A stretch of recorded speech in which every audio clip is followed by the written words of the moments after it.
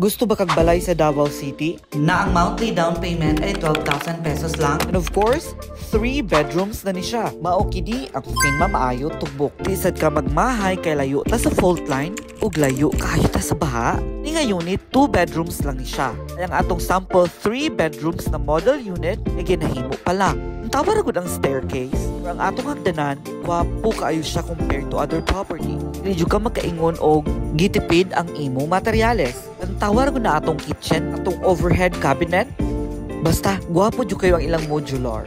Ma-turnover ni nga balay estimated after 2 years. Lantaw po ang ilang service area. Hindi siya himuon nimong 30 kitchen, pwede ka mag-garden, pwede po himuong laundry area, ang uban iato pa nila og imuong bedroom. Ipod ang nasa taas ang atong second toilet and bath. Gwapo jud kayo ang ilang mga tiles. Ilahang toilet, ilahang sink, ilang rain shower, ilang pirtahan, ma-amaze jud ka. Murag dili ka makaingon nga ang down payment 9,000 lang ang bulan. Ni ang master bedroom sa 2 bedrooms. Gwapo na jud kayo siya compared to other property. Samot na ang 3 bedrooms. Ug ang nakagwapo dinhi, ilang ventilation or ang bintana. Dako kayo halos nakaglass tanan. Loan ni ani pwede nato iagi sa Pag-ibig Finance, Bank Finance, in-house or deferred cash. Kung gusto ka mo view ani nga property, message ko para mag-schedule ta og site visitation.